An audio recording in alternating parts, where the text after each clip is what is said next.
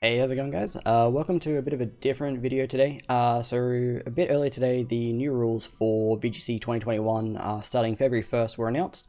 Basically, it's allowing one of the previously banned legendaries into a team. So what I want to talk about today is not just like every single Pokemon that's coming back, but probably what you'll see that are the biggest threats, at least what I perceive to be the biggest threats, as well as potential counters for them. So we'll start off with like what I think is by far the most obvious one, which is Xerneas. So, majority of Xerneas sets will be White Herb, Fairy Aura, it's the only move it gets. White Herb Geomancy. So if you don't know what Geomancy does, it's a charging move. It increases your special attack, your special defense, and your speed by 2 stages. And again, it normally takes 2 turns, but White Herb makes it take only 1. If you don't know what Fairy Aura does, it increases the power of fairy moves, as you can see here, by 1.33. That's any fairy move from any Pokemon on the field. It's basically like a terrain, but you can't really take it away unless you're using Zygarde. So the reason Xerneas is so powerful is because of the White Herb Geomancy thing. Its base stats, its base special attack is quite high, hitting 183, which then when you increase that by ×2, you also increase it by Fairy Aura. Xerneas hits extremely hard. And as far as I'm aware, at least in this game, I haven't tried it, but I'm very sure this Pokemon can Dynamax. I'm pretty sure the only Pokemon that can't Dynamax are things like Zacian, Zamazenta, and Eternatus.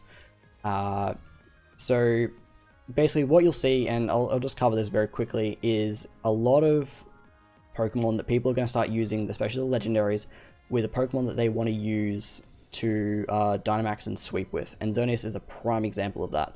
So your standard sets will be like, you know, Timid, 252, 252, right? Some people run a bulkier one to try and live certain moves, but this will be the main one you're looking at. You pretty much want to run Timid, so you always outspeed Urshifu. Assuming Urshifu will, I assume Urshifu will still exist in the format because of one of the next Pokemon I'm going to talk about.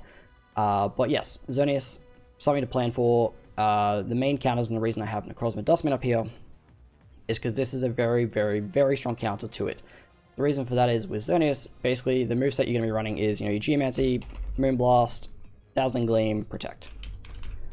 You can either opt to drop either Dazzling Gleam or Moonblast for, say, something like Thunderbolt or Focus Blast, but really that's the only decent coverage it gets, mostly because of Fairy Aura. Oftentimes, even if it's a neutral hit, Moonblast is probably doing just as much damage because of Stab as well, than say a 2 times effective Thunderbolt or what have you. So Xerneas really doesn't get a lot of coverage, particularly with the removal of Hidden Power. However, it is still a massive threat and something to keep in mind. The next Pokemon I'll talk about is Kyogre. Kyogre, I think, as opposed to Groudon, where both these Pokemon obviously don't get their primal forms, as they are, you know, effectively Mega Evolutions. Kyogre is still a huge threat because it can run Choice Scarf, gets Drizzle, obviously, and it still has access to Water Spout. So, Kyogre's base special attack of 150 with a Choice Scarf modest, it's ridiculous damage coming off of a non-Dynamax Pokemon. And even if you do Dynamax it, Kyogre is actually very bulky with 140 base special defense, and even base 90 defense is nothing to sneeze at when it has a base 100 HP. So I think you will actually see quite a bit of Kyogre and much less of Groudon. You will still potentially see people trying to use Groudon, but I just think Kyogre is a much better pick of the two. There's not much more to say about Kyogre. I mean, it has like decent coverage with like something like Ice Beam. You can run a bulkier set with Calm Mind, and you know you can opt to use Origin Pulse if you wish over Water Spout. The only reason I hesitate over Origin Pulse is the fact that it's an 85% accurate move. If this was Primal Kyogre, different story. Your special attack is way higher, and it's, you know, I think even when that was still around, people opted to run like Hydro Pump or Scald. Maybe not Hydro Pump, but Scald. Excuse me, hiccups. But yeah, I think plan for something like Kyogre. Best counters to it are, you know, Fake Out users, you know, Storm Drain, even though it doesn't really cover Water Spout too well, and obviously Rillaboom. I think Rillaboom, out of anything currently in the format, will be almost a staple on teams, because a lot of these Pokemon are, you know, they're not the bulkiest in the world. Xerneas is not too bad, but if you combine up, say, a Grassy Glide along with a different attack, you can probably 2-hit KO a lot of this stuff, particularly this next one. This is the one that honestly, aside from Xerneas, terrifies me the most because of its 2 abilities, as one where it gets Unnerve as well as Grim Neigh, and Calyrex. I think you'll see a combination of potentially Focus Sash, Life Orb, things of that nature. The reason this Pokemon terrifies me is its base special attack and its base speed. Base 150 is ridiculous. The only thing about that speed of the format is Regieleki, and as you can see here, like even at neutral it's at 202. Drop it to timid, or increase to timid I should say, it goes to 222. One of the biggest things you will see with this is Indeedee female. The reason for that is because A, follow me support, B, it covers for any ghost type moves because of follow me, because you can see it's Psychic Ghost with 4 times weak to both Ghost and Dark. And also it sets up Psychic Terrain because they didn't want to give Expanding Force to Tapu Lele, that would have made it broken. Instead they were like, we'll give it to Calyrex. Much better idea. So Expanding Force spam with Calyrex will be a thing. This move is ridiculous in Psychic Terrain. It becomes, it's a spread move, gains 1.5 power, plus the boost from Psychic Terrain, plus the boost from Stab, plus this ridiculous special attack stat. This thing will sweep you. It will just snowball extremely quickly with Grimnay, and that's not even talking about its actual signature move, which is Astral Barrage, which is just a flat out 120 base power ghost move. This Pokemon is ridiculous. But to compensate, obviously, 80 base defense, it's not fantastic. Its special defense is okay, but when you're looking at the fact that it is 4 times weak to 2 pretty common types in the game, and this is where I was talking about Urshifu, like particularly the Dark one, will be sticking around. So obviously, a Sucker Punch will just take this thing out, which is why I think Focus Sash will be a common item on it. Shadow Sneaks from Dragapult, things of that nature, which again is where the Indeedee female will come in. And so you'll need a way to not only deal with Indeedee female, or a way to deal with this Calyrex, you need a way to deal with a Follow Me user and get rid of the terrain, and somehow still survive through all of that. Which is why I think Calyrex Shadow will be just an incredible threat. The next one, Calyrex Ice. I don't think you will see as much of this. I'll be very sad if I'm proven wrong, because I really don't like Glastrier. If you've been on this channel for more than 2 seconds, you know I don't like Glastrier. But the reason I say that is because Glastrier had a base speed of 30, which made it extremely good under Trick Room. There were very few things that undersped it. Because it gained Calyrex, it actually gained 20 base speed. So it doesn't make it as slow as Glastrier on its own, or as things like Torkoal, stuff like that. So I don't think it actually gains a huge amount from being combined with Calyrex. So you may still see, say, Assault Vest sets, Weakness Policy sets, etc, etc, but I don't think it's going to be nearly as prevalent as Glastrier is currently in the format. And just to show it off, I wonder if they actually have the move here. I didn't want to say build sets, I wanted to sort of talk through them and show you as they came up. But basically, if I can't find it, the signature move of this one is a base 130 power ice move, which probably scrolled right past it, but anyway. That's Leaf Storm. It gets Leaf Storm? Oh, I guess Calyrex is grass. But yeah, it's a base 130 ice move, physical, and you're looking at what is an extremely bulky Pokemon, which will probably keep it in people's minds if they really want to run Trick Room. Trick Room in general will still be quite prevalent and quite powerful because of things like Calyrex Shadow and Xerneas, where they are generally very fast Pokemon. So these Pokemon want to operate with speed, they want to come in hard and fast, and Trick Room obviously makes them go last. So Calyrex Ice, expect to see it.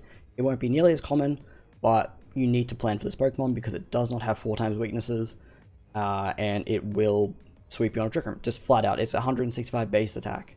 Like that's insane. And then you also have 150 defense and 130 SPDF, plus a base 100 HP. This thing on a Dynamax will not die.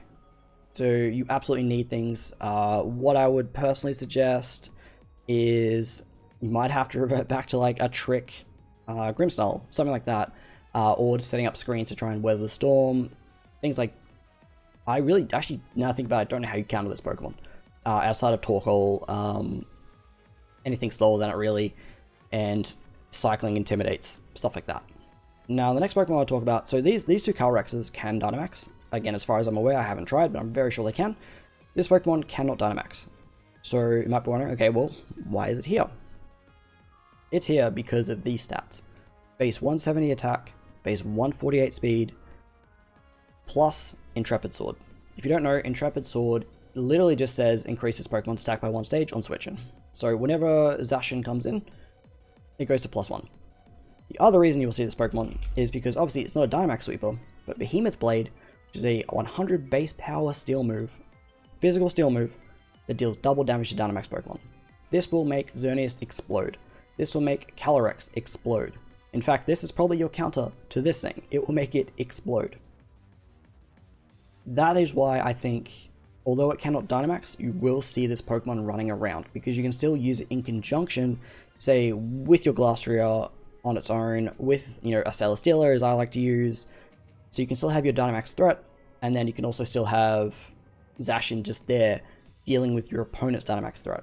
It also gets stuff like, you know, Close Combat, or even Brick Break if you really want to use that to get through screens. I don't think I recorded the game, but I personally got destroyed by Brick Breaking Terrakion, because I was trying to set up screens and it just blew through me.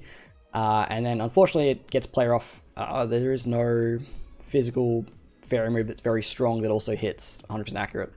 But this is pretty likely the most common set you'll see, right? And then you can pretty much afford to run Jolly. You don't need to run Adamant. You can run Adamant if you want, but Jolly at 252, it only just gets outsped by Calyrex. But, you know, honestly, you could even run, say, Jolly. You don't even need to fully invest in attack. You can just run... You can effectively play around with its sets a lot because of Intrepid Sword's ability. You can basically afford to invest a bit more in bulk so you're surviving hits, but you're still killing things with Behemoth Blade, etc, etc. Now, the last Pokemon, which I touched on before with Xerneas, is Necrozma Dustmane. This Pokemon is just very, very bulky. As you can see through its stats here, it's just got a nice spread of stats.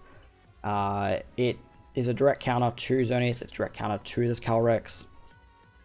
It's basically just a very bulky Pokemon that hits very, very hard because of its move pool.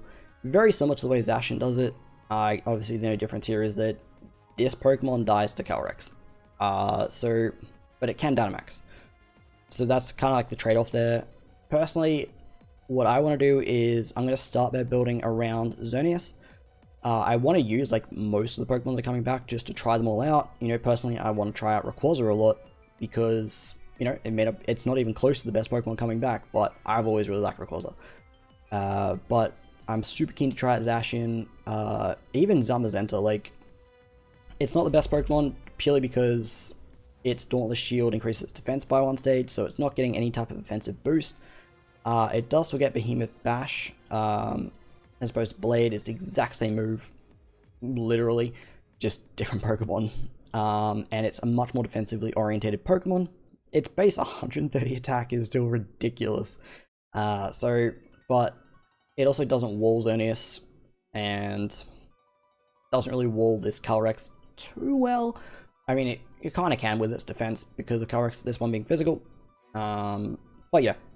So this is just a quick video just to give you an overview of how the format will change. And as I said, like, you will see a lot of Pokemon that are Follow Me users. So you'll see a lot of Indeedee Female. You will see a lot of Clefairy. You will see a lot of Amoonguss. You will even see Togekiss coming back, probably more into the fold. But I think personally, what you'll see a lot of is Clefairy. Clefairy with an Eviolite, with Friend Guard, lets you pretty much freely set up your Xerneas. You know, freely have your Calyrex next to an Urshifu, and you're not worrying. You know, this Pokemon will enable a lot of these big heavy hitters, even Kyogre, just to come in and click Water Spout, and you need to be prepared for that. And so what I'm going to be doing, as I said, I want to build around Xerneas first, but I'm going to do my absolute best to build a team that I think will work on day one, and get that in game, get a rental code going. But yeah, I mean, there'll be a ton of people with videos. I'm sure like Wolf Glick, Aaron Zhang will have their own like guide to the format. But I want to give you an early look at what I think will be the biggest targets of the format, like things that people will immediately gravitate towards. And, you know, just to get into your mind, like, okay, how am I going to counter this? How is this going to affect the way I play? And, you know, give my opinion on it. I think it's really important, particularly in VGC, to get opinions and teams from a bunch of different people, so you know what to expect in the format, and you know, because it helps me out a lot, like watching other people, because then I'll come across team online and I'll be like, oh, it's this team, or I've seen this build before, this is what it does, this is how I counter it. So yeah, I want to keep this video short and sharp. What are we at? 15 minutes. And yeah, I hope you guys appreciate the fact that I have my webcam back. Took a bit to get it working, and yeah, so if you enjoyed this video, please feel free to leave a like. I'd love to get my VGC content, I guess, a bit more out there. And what I really want to know, and I'd love for you to leave in the comments, your favorite Pokemon that's coming back, or even just a Pokemon that you're really keen to use and what you think will be strong. And yeah, what you think will be the best counter of the format. Personally, I think it's Zacian. I think, honestly, I'm actually, the more I've talked about it, the more keen I am to build around this Pokemon. I think that it has a huge place in the format, even without Dynamax. So yeah, thank you guys so much for watching. I hope you enjoyed the video. It is very different to what I normally do. Normally I just play games, and you know, without a webcam or anything. And yeah, I hope to see you when I'm playtesting this team. Have a good day.